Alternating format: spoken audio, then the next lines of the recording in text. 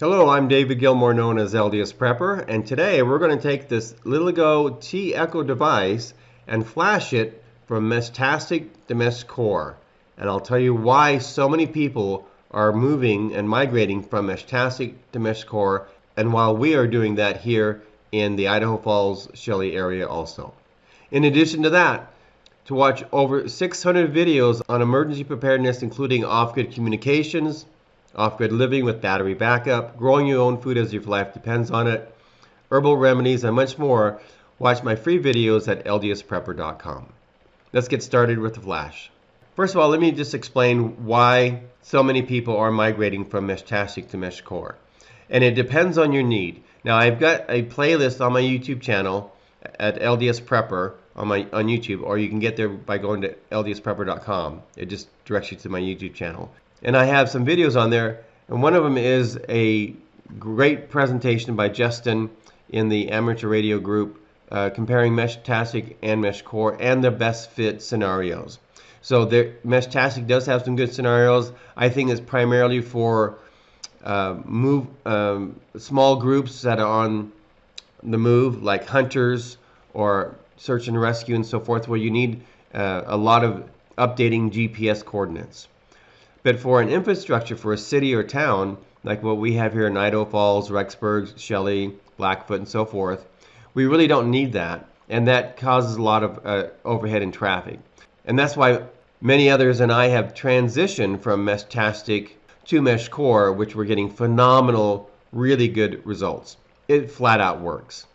So the nice thing is that the MeshTastic devices that you have will just flash right over to MeshCore, and then you can use the more simple, streamlined, efficient off-grid text messaging without all the traffic overhead that's built into the architecture of MeshTastic. So that's the reason why so many people are moving from MeshTastic to MeshCore and using the same devices. So it's not going to cost you anything to make the transition, but you will need to flash the firmware.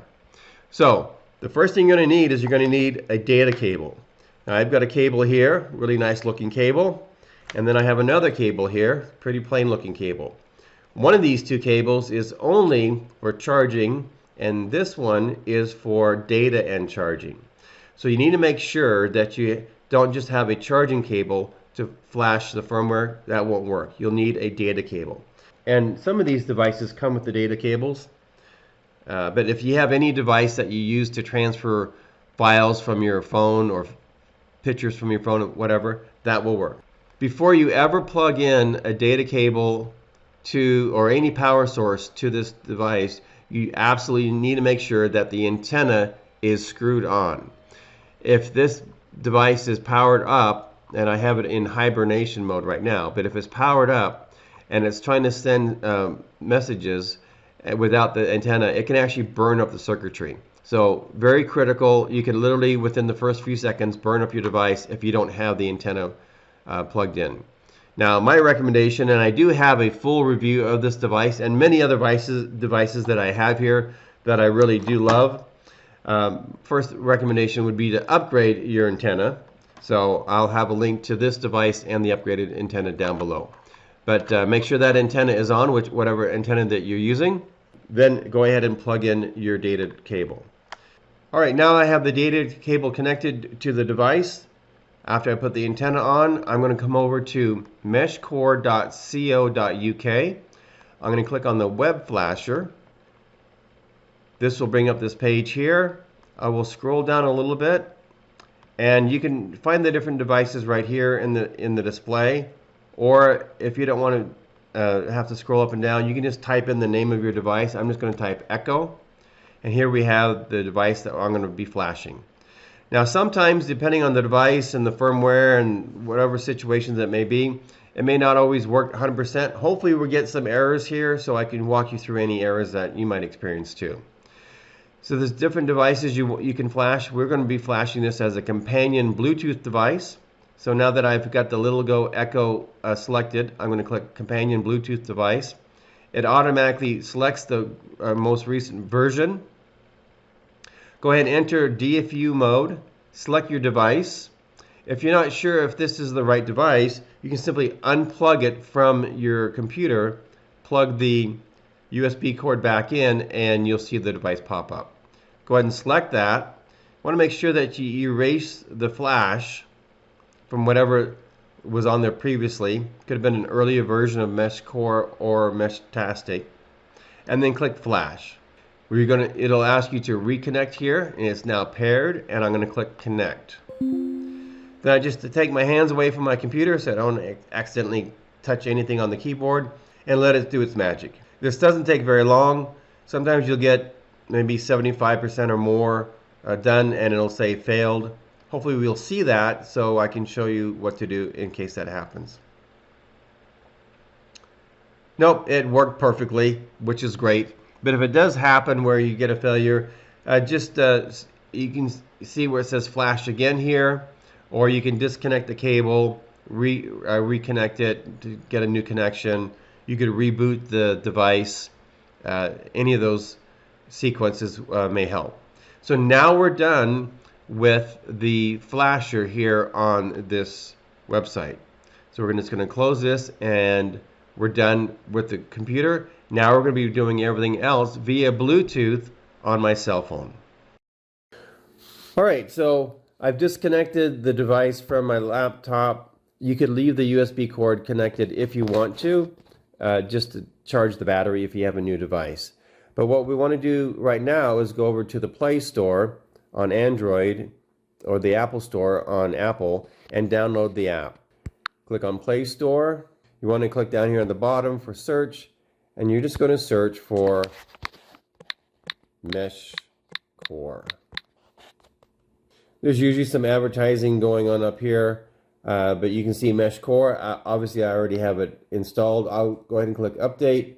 You would click Install. It's a small file and installs very quickly. Now that you have MeshCore installed, go ahead and click Open. I've had several devices on my phone, so I have a lot of data in here, but we're now going to connect.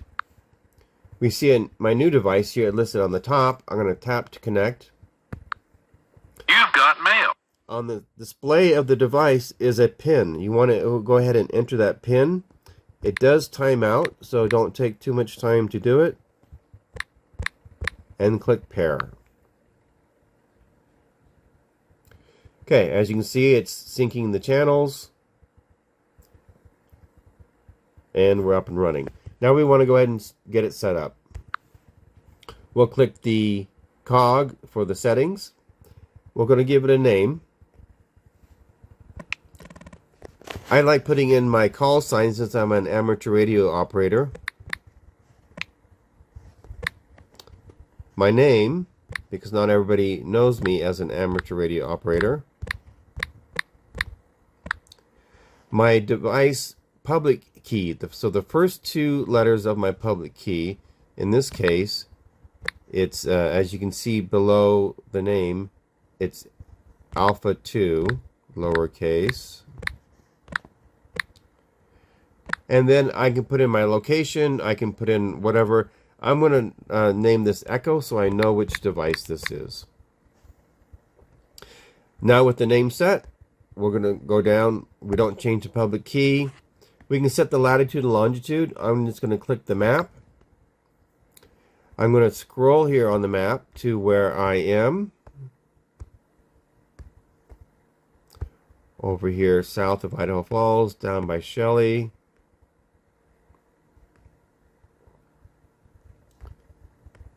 And if I can't see exactly where I am, I'll push the icon down here for layers and go to the satellite setting.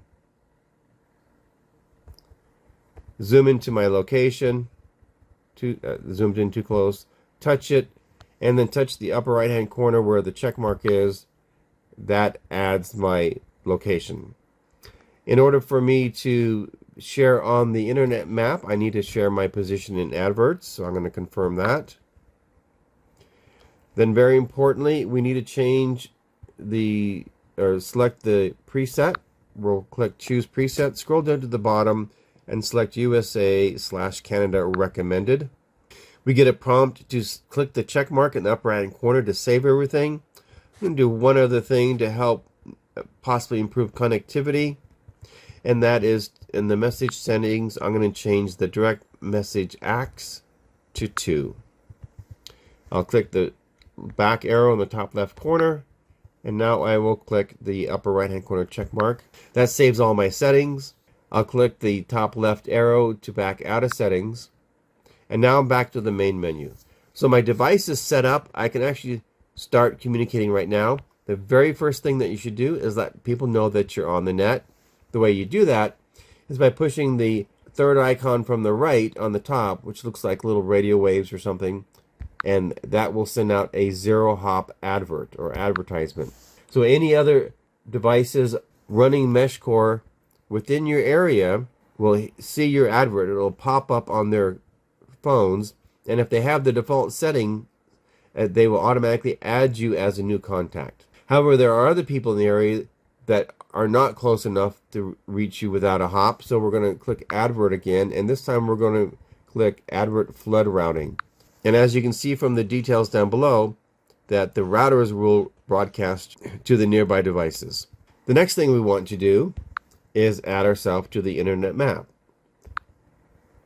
So we've told MeshCore where we are on the map. We'll give the map a few seconds to load. Then we'll tap the top icon on the bottom, the location icon, and that'll zoom into our location. Again, if you want to change to satellite mode so you can better show your position, go ahead and do that. Then what you want to do is you want to add yourself to the map. You simply push the top icon, push the menu button at the top, click Add Me to the Map. You confirm that you want to be added to the map. This way other people can see you and add them to their contacts so you can communicate. And my marker has been added to the map. Now while I'm here at the map, the fastest way to add people to my contact list so I can communicate with them privately is by simply tapping on their icon. So here's showing 3 nodes right here. I'm going to tap on one. This shows that it's Linda Watts. I know Linda. She's been at our house. I've been to her house. I want to add her to my contacts. I'm going to tap her and click confirm. She's been added. I'll now click, this is one of my other devices, the WishMesh tag device. Love that device. Highly recommend it. I'm going to add that to my contacts. And I'll just go through and add, here's Bill Watts, Linda's husband. I'll add him to my contacts too. And I'll basically just go through the area and add people to my contacts that I want to be able to privately message. If I don't add them to the contacts, I can message them in public and everybody can see the communications. If I want to speak with them privately, for example, add them to a channel, I do need to have their contacts in my list. And they need to have me in their list. And then I'll just zoom out and just continue adding people to my contact list.